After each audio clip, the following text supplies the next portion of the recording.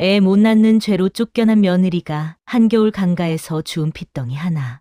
너도 버려졌느냐? 그럼 나랑 가자. 내 너를 보란 듯이 키워주마. 그 맹세 하나로 키운 아이는 붓 한 번 잡지 않고도 장원급제를 해내는 천재였습니다. 조선 팔도를 뒤집어 놓은 이 아이의 소름 돋는 정체는 과연 무엇일까요? 그리고 핏덩이를 강물에 띄워 보내야만 했던 슬픈 비밀은 무엇이었을까요? 지금 시작합니다. 옛날 옛적 안동 땅 김진사 댁에는 3대째 내려온 독자 집안의 무거운 그림자가 드리워져 있었습니다. 동이 트기도 전 부엌에서는 분이의 가느다란 한숨 소리가 새어나왔습니다. 밤새 눈 한 번 붙이지 못한 채 부싯돌을 치는 손끝마다 멍이 들어 있었습니다. 시어머니 최 씨가 부엌 문을 박차고 들어왔습니다. 분이가 막 떠놓은 밥그릇을 낚아채는 최 씨의 눈에는 며느리를 향한 혐오가 가득했습니다. 아기 하나 못 낳는 것이 무슨 낯짝으로 이 귀한 쌀밥을 먹으려 하느냐. 밥값도 아깝구나. 어차피 곧 젊은 첩을 들일 터인데 그때 가서는 내가 부엌 한 구석에서 설거지나 하며 얻어먹고 살아야 할 게다. 최 씨는 찬밥 한 덩이를 분이 앞에 내던지듯 놓았습니다. 분이의 가슴 속에서 무언가 철커덕 소리를 내며 내려앉았습니다. 수치심과 절망감이 목구멍을 타고 올라와 숨조차 제대로 쉴 수 없었습니다. 분이는 그날도 밤이 깊도록 바느질을 했습니다. 손에 쥔 바늘은 무디어 손가락을 찔러댔고 피가 배어 나와도 멈출 수 없었습니다. 시댁의 살림이 기울어져 가는데 며느리로서 조금이라도 보태야 했기 때문입니다. 새벽녘이 되어서야 분이는 완성된 버섯 10켤레를 고자기에 싸서 시어머니께 내밀었습니다. 최 씨는 버선을 훗 코웃음을 쳤습니다. 바느질 솜씨는 그나마 쓸만하구나. 하나 내가 무슨 공을 세웠다고 이리 으스대느냐. 시집 온 지 3년이 넘도록 씨 한 톨 받지 못한 주제에 밤낮으로 돈 60만 내니 참으로 가증스럽구나. 최 씨는 분이가 밤을 새워 지은 버선을 시누이에게 건네며 말했습니다. 이 애비 없는 것사 내 올케가 만들어 준 버선이니 고맙다고 인사나 하거라. 시누이는 분이를 비웃듯 쳐다보며 버선을 받아 들었습니다. 분이는 입술을 깨물었습니다. 말 한마디 할 수 없는 자신이 한없이 비참했습니다. 그날 밤 남편 김서방이 술 냄새를 풍기며 돌아왔습니다.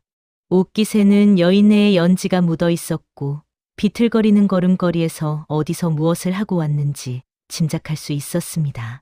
분이는 조용히 물을 데워 남편의 발을 씻겨 드리려 했습니다. 그러나 김서방은 분이의 손을 뿌리치며 소리를 질렀습니다. 이 불길한 것이 감히 나를 쳐다보느냐. 내 때문에 우리 집안이 끊어지게 생겼다. 내가 무슨 낯으로 나를 마주 보느냐. 김서방의 발길질에 마루 끝에 놓여 있던 옹기가 깨졌습니다.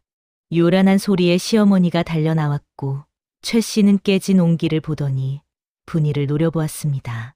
부정을 탔구나. 집안에 재앙이 들었다. 당장 내일 아침 소박을 놓을 터이니 각오하거라. 분이는 남편을 바라보았습니다. 남편이 한마디라도 막아주기를 간절히 바랐습니다.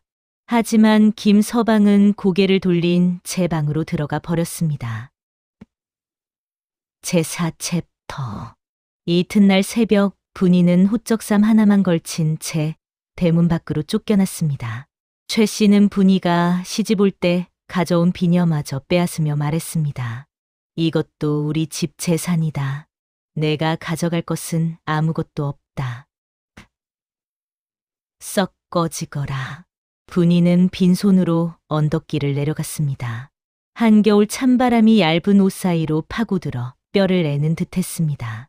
발걸음을 옮길 때마다 눈 위에 핏자국이 찍혔습니다. 신발조차 제대로 신지 못한 채 쫓겨났기 때문입니다. 마을 사람들이 수군거리는 소리가 들려왔습니다. 저것 봐라, 소방 맞았다더니 정말이구먼. 아기도 못 낳고 쫓겨나다니 전생에 무슨 죄를 지었길래. 분이는 고개를 들 수 없었습니다. 친정은 더욱 가난하여 돌아갈 수도 없었습니다. 친정어머니는 이미 세상을 떠났고 늙은 아버지는 남의 집 머슴살이로 겨우 입에 풀칠하며 사는 형편이었습니다. 해가 지고 어둠이 내렸습니다.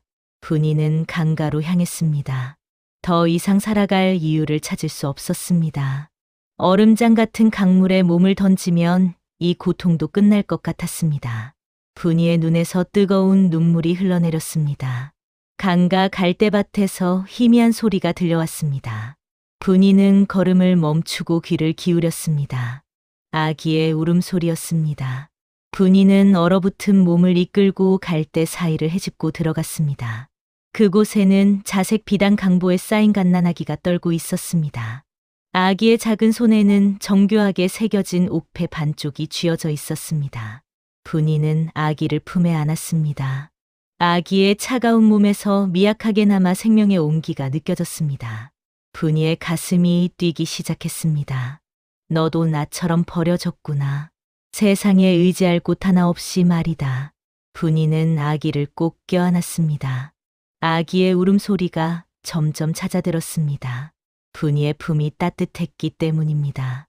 나는 죽으려 했지만 너는 살아야 한다. 아니, 우리 함께 살아보자꾸나. 분이는 아기를 안고 일어섰습니다. 죽으려던 강가를 등지고 마을 끝 폐가로 향했습니다. 그날 밤 분이는 아기에게 복동이라는 이름을 지어주었습니다. 복이 돌아오기를 바라는 간절한 마음을 담아서였습니다.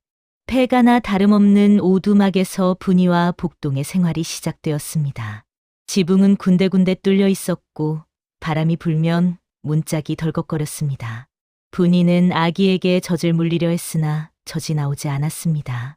출산을 해본 적이 없었기 때문입니다. 분이는 마을 안악들을 찾아다니며 머리를 조아렸습니다. 제발 이 아이에게 젖을 한 모금만 나눠 주십시오. 어떤 안악은 분이를 동정하여 젖을 주었지만 어떤 이들은 소방 맞은 여인이 주워온 아기라며 문전박대했습니다. 분이는 무릎이 까지도록 빌었습니다. 자존심 따위는 중요하지 않았습니다. 오직 아기가 살아야 했습니다. 분이는 품팔이로 보리쌀을 얻어 죽을 쑤었습니다. 손가락 끝이 터져 피가 나도 바느질을 멈추지 않았습니다.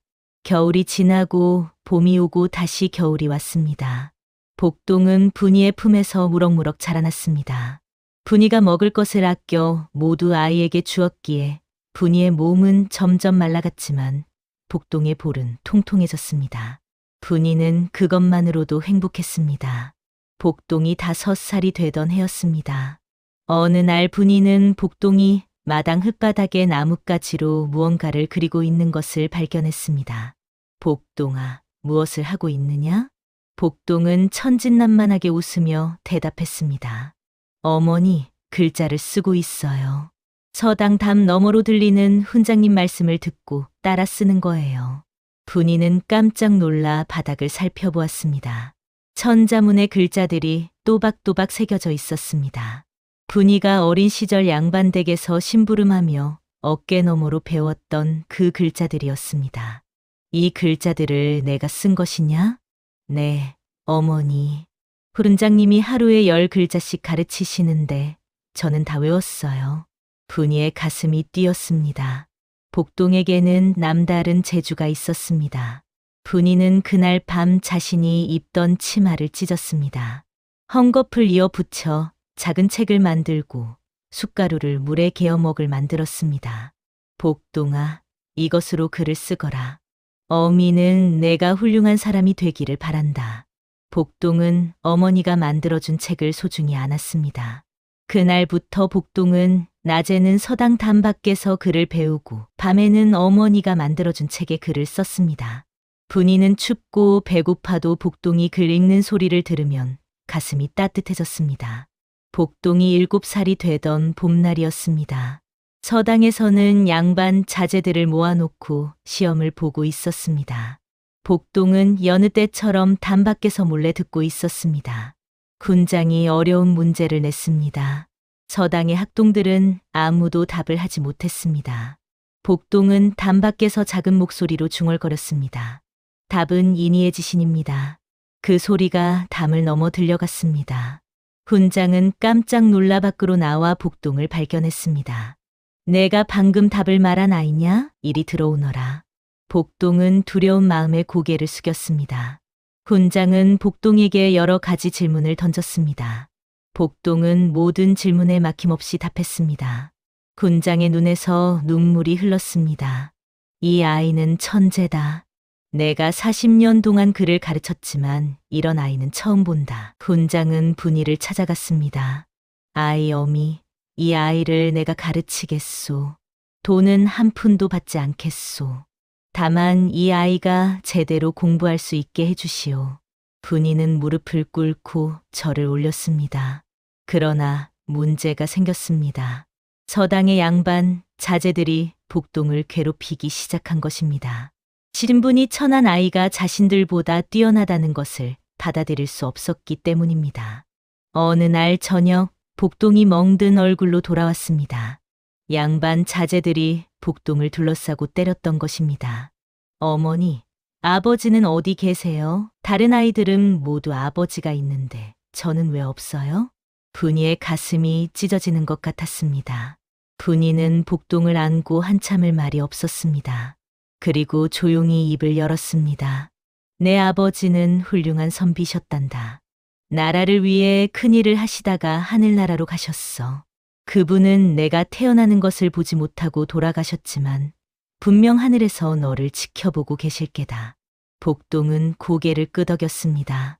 분이는 아이가 잠든 후 밤새도록 눈물을 흘렸습니다.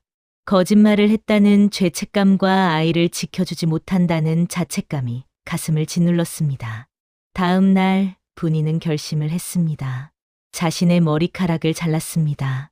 긴 머리카락을 팔면 복동에게 제대로 된 붓과 먹을 사줄 수 있었습니다. 분이는 장애에 나가 머리카락을 팔고 붓 한 자루와 먹 한 덩이를 샀습니다. 복동아, 이것은 어미가 내게 주는 선물이다.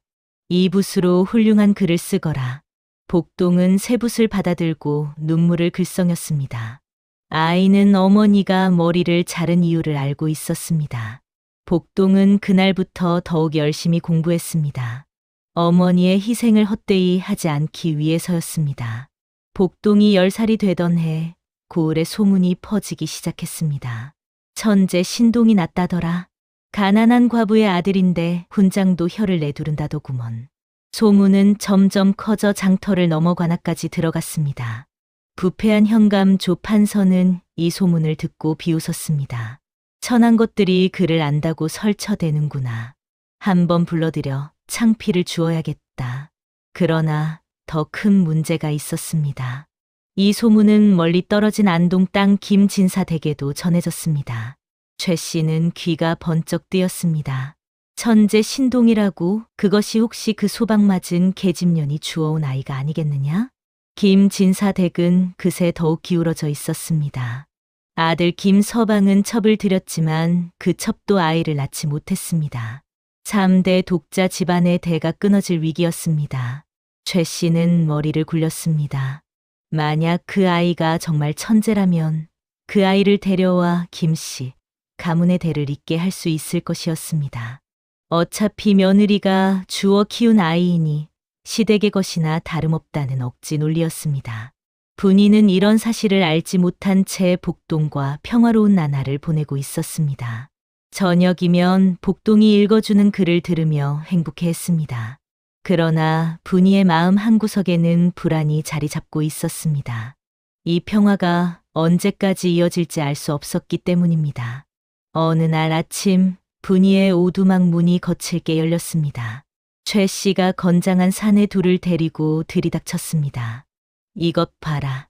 내가 주워 키운 아이가 어디 있느냐? 분이는 복동을 뒤로 숨기며 말했습니다. 어찌 이곳까지 찾아오셨습니까? 최 씨는 비웃으며 말했습니다.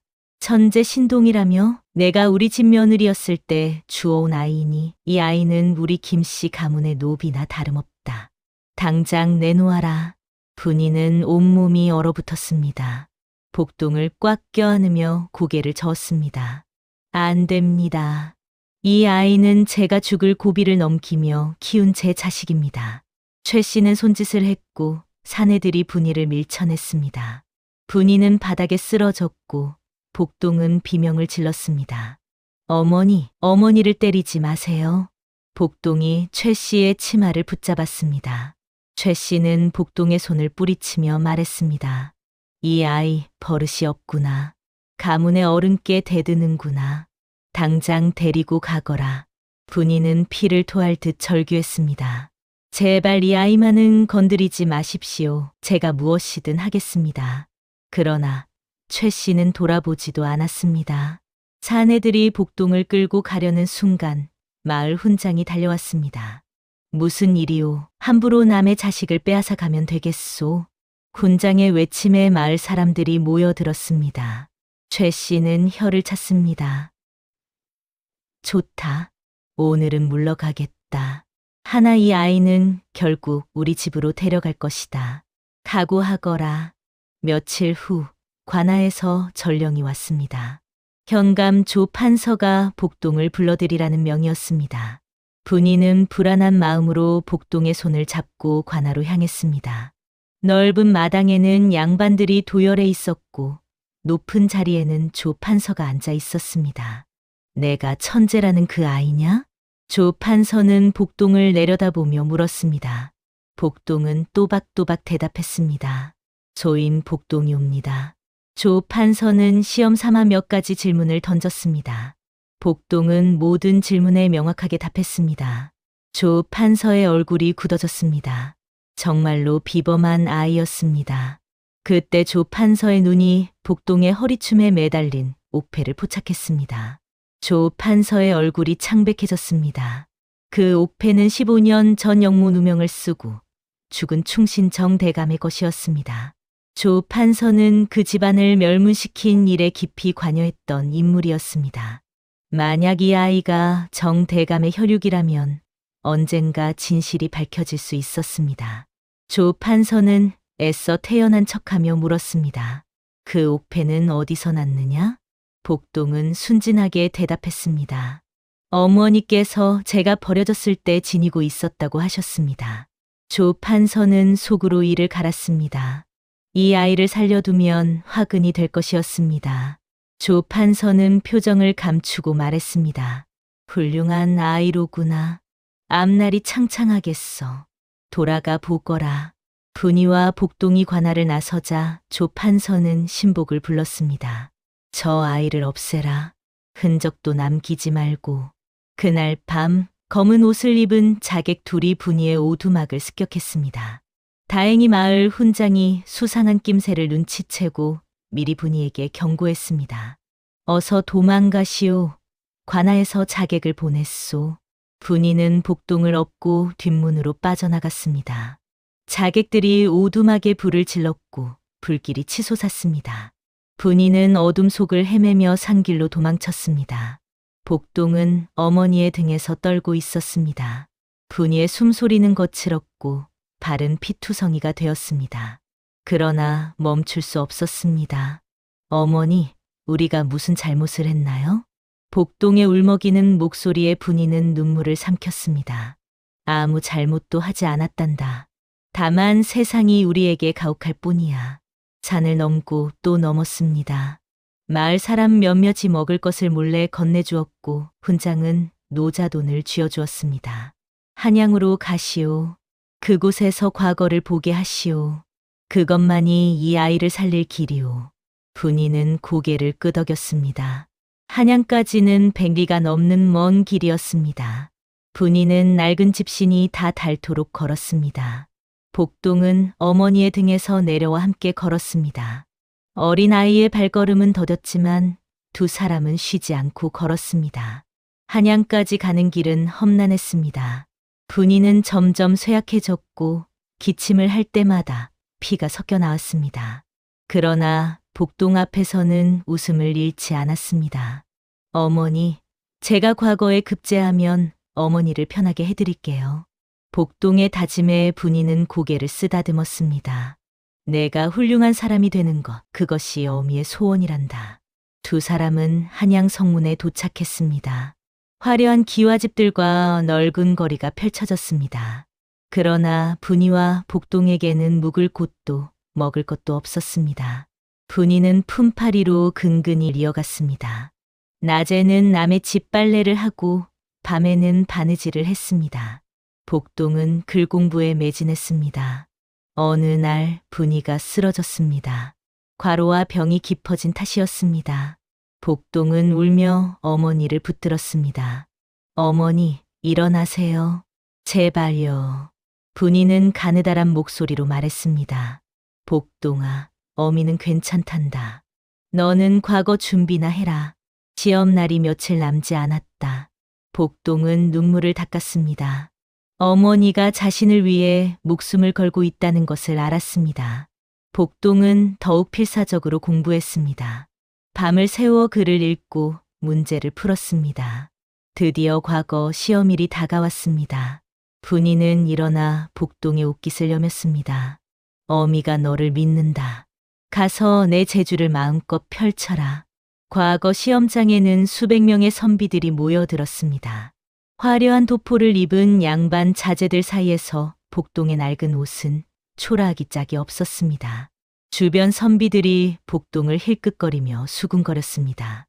저것 봐라. 거지 같은 것이 과거를 보러 왔구나.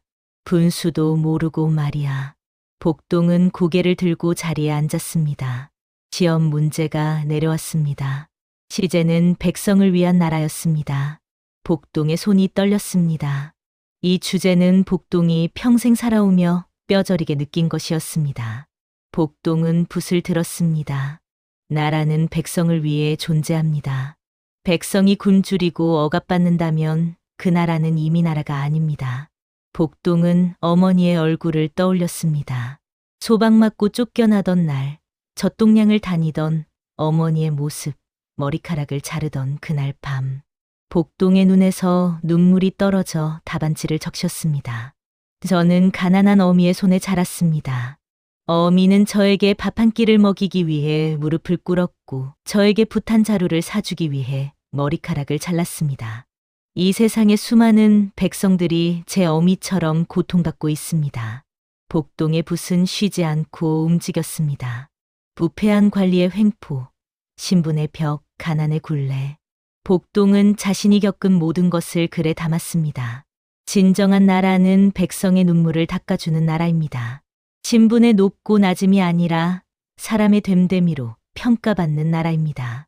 저는 만약 벼슬을 얻는다면 제 어미 같은 백성들을 위해 목숨을 바치겠습니다. 시험이 끝나고 채점관들이 답안을 검토했습니다. 복동의 답안을 본 대제학이 감탄했습니다. 이런 글은 처음 봅니다. 진심이 담긴 글입니다. 다른 채점관들도 고개를 끄덕였습니다. 복동의 답안은 만장일치로 장원으로 결정되었습니다. 복동이 장원 급제했다는 소식이 퍼졌습니다. 그러나 기쁨도 잠시 문제가 생겼습니다. 신원 조회 과정에서 복동의 출신이 불분명하다는 이유로 합격 취소 위기에 처한 것입니다. 조 판서가 한양까지 올라와 복동을 모함했습니다.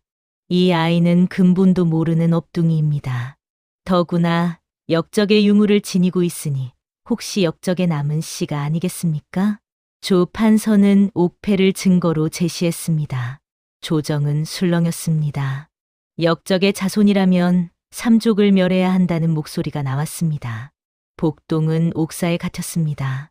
차가운 감옥 바닥에 앉아 복동은 어머니를 생각했습니다. 분이는 아들이 옥사에 갇혔다는 소식을 듣고 쓰러졌다가 간신히 정신을 차렸습니다. 분이는 일어났습니다. 온몸이 떨렸지만 포기할 수 없었습니다. 분이는 궐 앞으로 향했습니다. 궐문 앞에는 신문고가 걸려 있었습니다. 백성의 억울함을 임금께 직접 호소하는 마지막 수단이었습니다.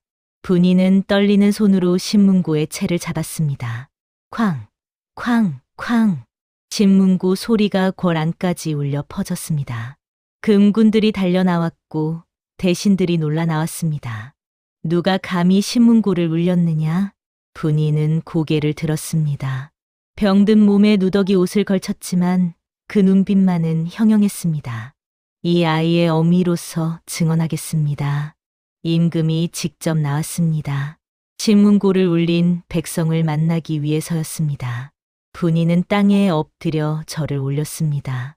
성은이 망극하옵니다. 소녀 분이는 억울한 일을 아뢰고자 이렇게 신문고를 울렸사옵니다. 임금이 물었습니다. 무슨 억울함이 있느냐? 사실대로 아뢰어라. 분이는 떨리는 목소리로 말했습니다. 장원 급제한 복동은 제가 강가에서 주워 키운 아이옵니다. 소녀는 아이를 낳지 못해 시댁에서 쫓겨난 몸이었사옵니다. 그날 죽으려 강가에 갔다가 버려진 아기를 발견했사옵니다. 분이는 눈물을 흘리며 계속했습니다. 소녀는 낳은 배는 없으나 기른 가슴은 있사옵니다. 피는 물보다 진하다 하오나 이 아이는 소녀의 피눈물로 키웠사옵니다. 젖동량을 다니며 머리를 조아렸고 머리카락을 잘라 붓을 사주었사옵니다. 이 아이가 만약 역적의 자손이라면 소녀도 함께 죽겠사옵니다. 조정의 대신들이 숙연해졌습니다. 분이의 모성애에 감동한 것입니다. 조 판서가 나섰습니다. 저 계집의 말만 믿을 수 없사옵니다. 증거를 제시하시옵소서. 그때 한 늙은 신하가 앞으로 나왔습니다. 옛날 정대감을 모셨던 충직한 신하였습니다. 전하, 소신이 증언하겠사옵니다. 15년 전 정대감께서는 역모를 꾸몄다는 누명을 쓰고 돌아가셨사옵니다. 그날 밤 소신은 정대감의 갓난 손자를 품에 안고 도망쳤사옵니다. 강가에 숨겨두었는데 다시 찾아갔을 때는 아이가 사라져 있었사옵니다. 늙은 신하는 품에서 또 다른 옥패 반쪽을 꺼냈습니다. 이것이 나머지 반쪽 옥패옵니다. 합쳐보시옵소서. 복동이 지니고 있던 옥패와 늙은 신하의 옥패를 맞추자 완벽하게 하나가 되었습니다. 조정이 술렁였습니다. 늙은 신하가 계속 말했습니다. 정 대감께서는 억울하게 돌아가셨사옵니다. 실은 조 판서와 그 일당이 정 대감을 모함하여 제거한 것이옵니다. 소신은 15년간 증거를 모았사옵니다.